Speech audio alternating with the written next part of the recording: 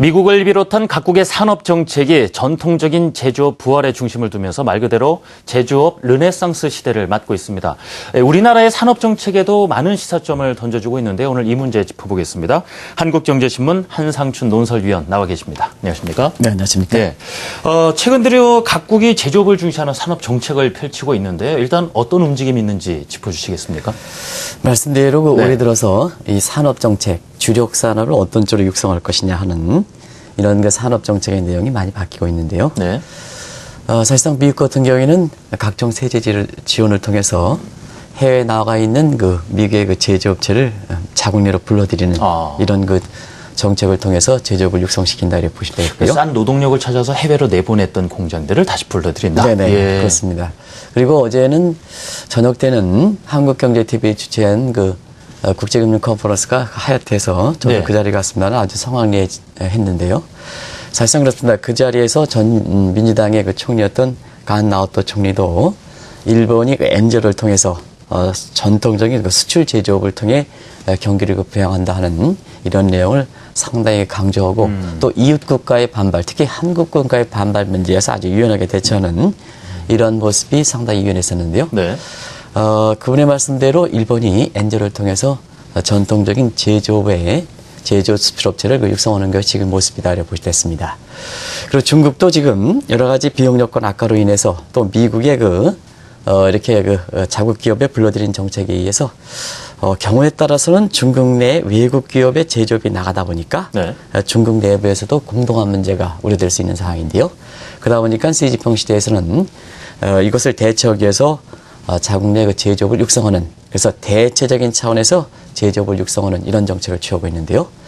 정도 차이가 있지만 세계 각국들이 공통적으로 과거에 중시했던 IT 업종에서 제조업을 중시하는 이런 정책으로 마치 유행처럼 추진하는 상태에서 지금 제조업의 르네상스 시대가 전개된다 하는 이런 용어가 나오는 것이 아닌가 생각됩니다. 예. 이 각국이 제조업의 중심을 두는 산업 정책으로 전환을 하면서 실제 제조업 경계가 살아나고 있다 이렇게 얘기를 하고 있는데요. 실제로 그렇습니까? 뭐든지 정책을 네. 주안점 두면 결국은 기업이 의욕이 북돋아지고 거기에 따라서 사실상 그 경기가 부양된다 이렇게 보시됐습니다. 네.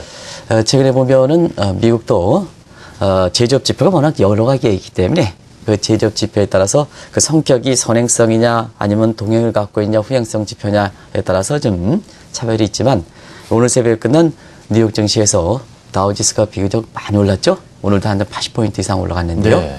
그런 데 있어서는 역시 이 우리 자막에는 공장제 수지다 이런 표현을 쓰고 있습니다는 미국 전체적으로 보면 제조업 수주에 해당되는 부분이 3% 이상 증가하면서 미국 경기에 대한 회복을 이렇게 뒷받침하는 상태에서 주가가 이렇게 올라갔다 이렇게 보시겠습니다. 네. 물론 이제 키프로 사태도 있긴 하지만 그리고 일본 같은 경우에도 시청자분이 오랜만에 들어보시는 용어가 있을 겁니다. 단칸지수라고 있습니다. 이 단칸지수는 사실상 한국경제TV에서도 이 단칸지수 얘기가 거의 안 나왔는데요. 그만큼 일본 경제가 잃어버린 20년, 30년 과정에서 사실상 한국경제TV의 방송에도 안 나올 정도로 뒷전에 있었다 이렇게 보시면 되겠는데요.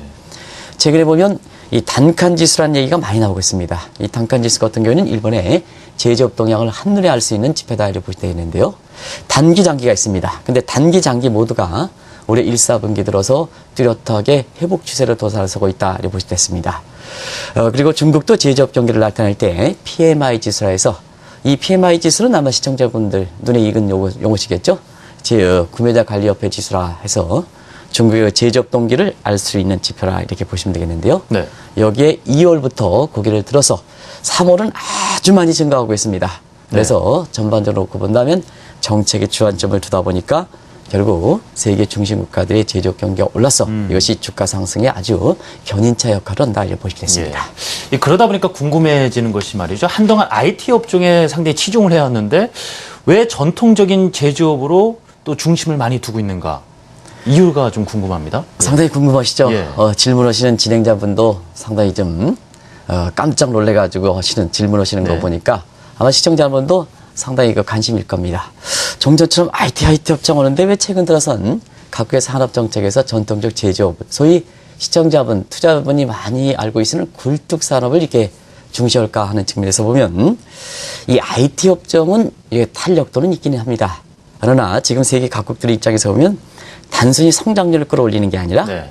국민들의 성과의 맛을 보여주기 위해서 체감 경기를 주력한 쪽에 하거든요. 그러면 물가가 안정된 상태에서는 고용 창출에 주력할 수밖에 없습니다. 일자리가 그렇습니다. 문제군요. 예. 그래서 세계 각국들이 지금 경제 정책에서는 성장률이 비록 올라가지 않다 하더라도 일자리 창출에 주력한다. 이렇게 최우선순위를 둔다 이렇게 보시면 되는데요. 산업의 특성상 보면 지금 아마 같이 이렇게 풀어가세요. 네. 이게 아주 중요한 내용이니까. 네. 이 IT 업종은 화려해 보이지만 네트워크만 깔면 깔수록 생산성이 증대하는 소위 수학 체증의 법칙이 적용되기 때문에 같은 경제 성장을 하더라도 네. 고용이 일자리가 늘어나지 않는 고용 창출 없는 경기 회복이 아마 특색이다. 그래서 jobless recovery다. 예. 이렇게 이제 보시면 되겠는데요.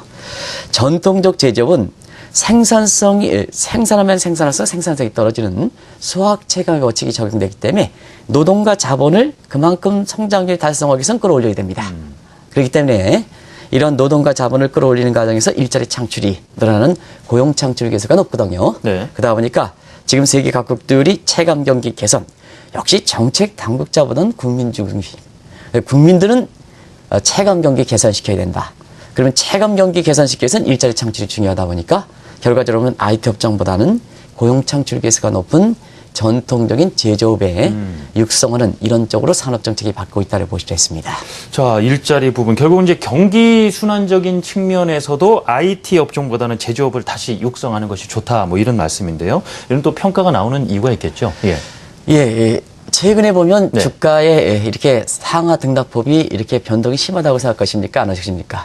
글로벌 증시 말씀. 아니, 뭐, 글로벌 정식은 모두 다 똑같습니다, 지금은요. 뉴욕 증시 같은 경우 보니까 뭐 하루 걸러서 올랐다 내렸다는 모습인데 전반적으로 오를 때는 전날의 낙폭을 만회해서 더 오르는 모습, 좀 전반적인 우상향 모습도 많이 보이고 있어요. 네네. 전반적으로 놓고 볼 예. 때는 사실 최근에 보면 변동성이 많이 줄어들긴 했지만 IT 업종이 주도가 될 때는 등락폭이 상당히 심해서 아마 시청자분도 제가 말씀드리는 이런 내용을 잘 아실 거라고 생각합니다. 왜냐하면 경기 순환적인 측면에서 네. 이게 굉장히 중요한 의미는 주가의 변동성이라든가 한번 회복세를 탔으면 회복세의 지속 여부를 판단할 때 굉장히 중요하기 때문에 그렇습니다. 네. 자, 그러면 IT 업종은 사실 라이프 사이클이 상당히 짧거든요. 자, 핸드폰만 하더라도 뭐 갤럭시 X 갤럭시 뭐 이렇게 하면 예. 그게 최소한 뭐 1년, 2년, 3년은 가야 되는데 후딱후딱 변하지 않습니까? 주기가 엄청 빨라졌습니다. 그렇죠? 예. 그래서 라이프 사이클이 상당히 짧다 보니까 이런 IT 업종이 주가 되면 경기 순환적인 측면에서 주기가 상당히 짧아진다. 주기. 그리고 진폭이 이렇게 커진다. 네. 다시 말하면 정점이 올라갈 때는 더 올라가고 저점이 일단 더 떨어지는 이게 이제 전문적인 용어로 경기 순응성 원리다. 예. 프로사이클리컬리티다. 이렇게 이제 표현을 하는데요.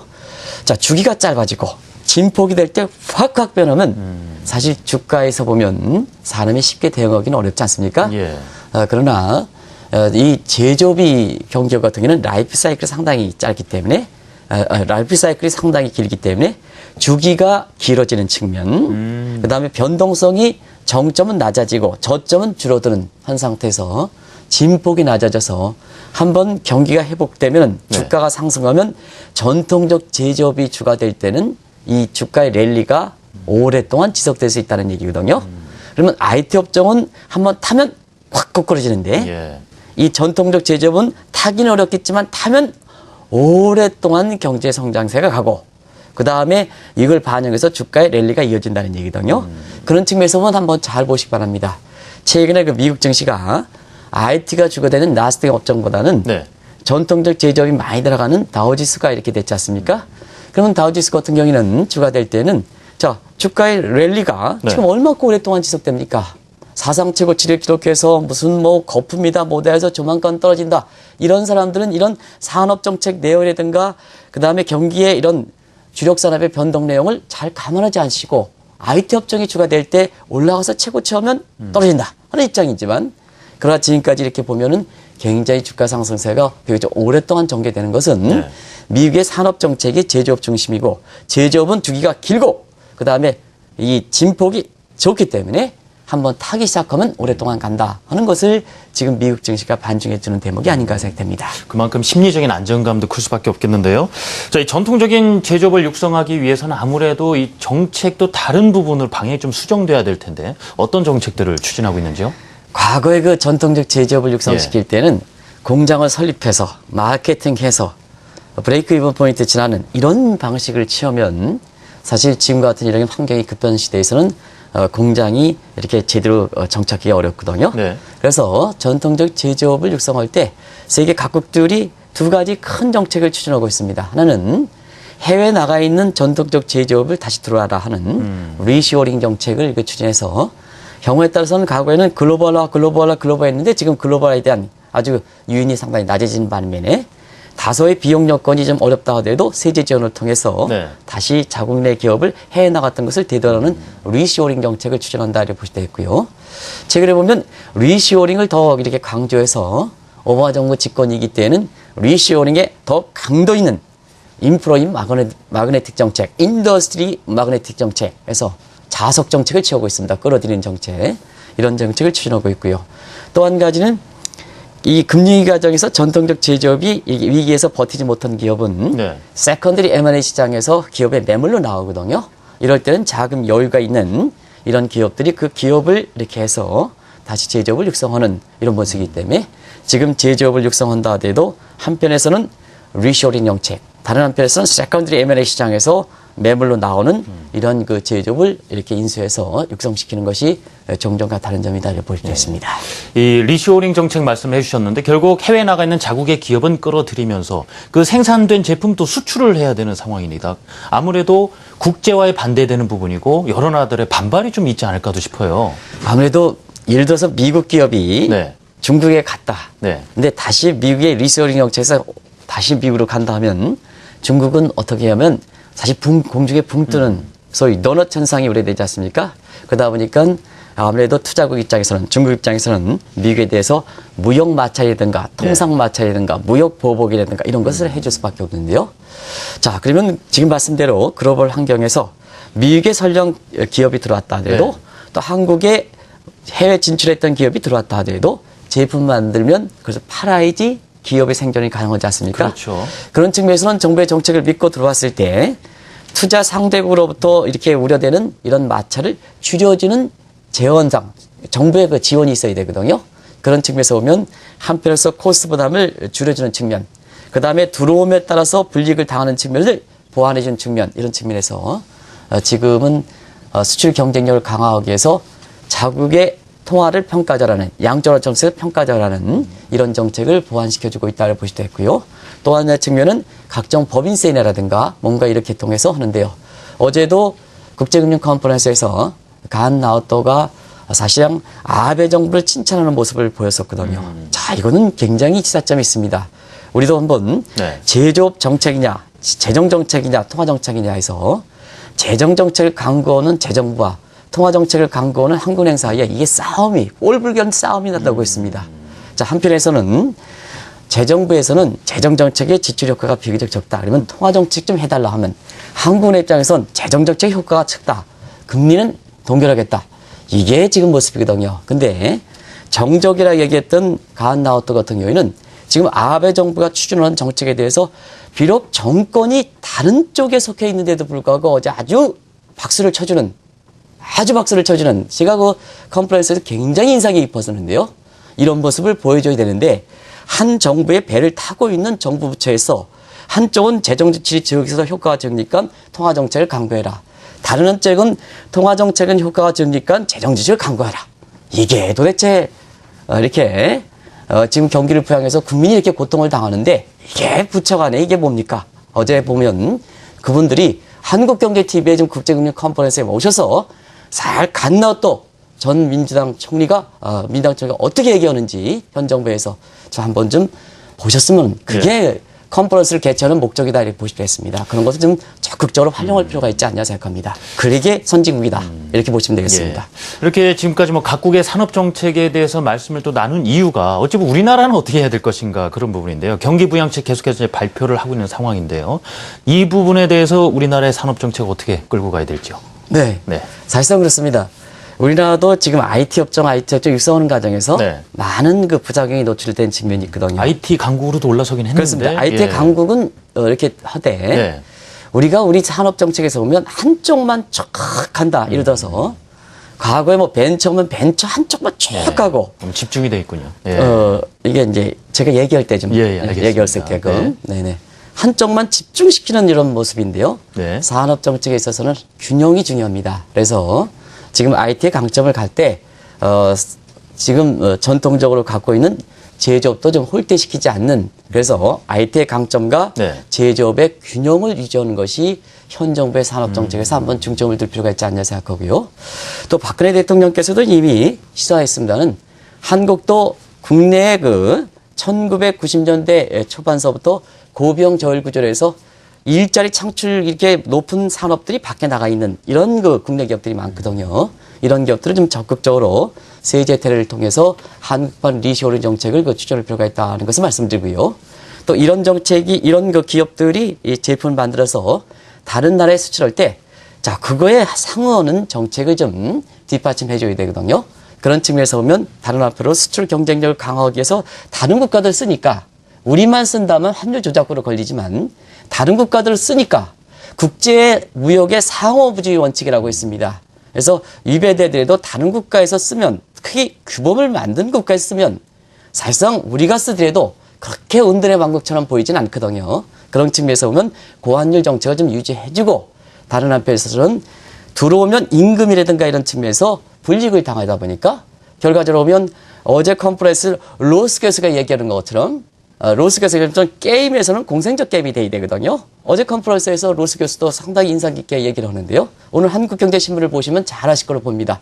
그런 정책을 좀 보완해서 지금 한국도 IT와 전통적 제조업을 육성시켜서 지금 청소년의 일자리 문제가 얼만큼 지금 우리나라도 심각합니까?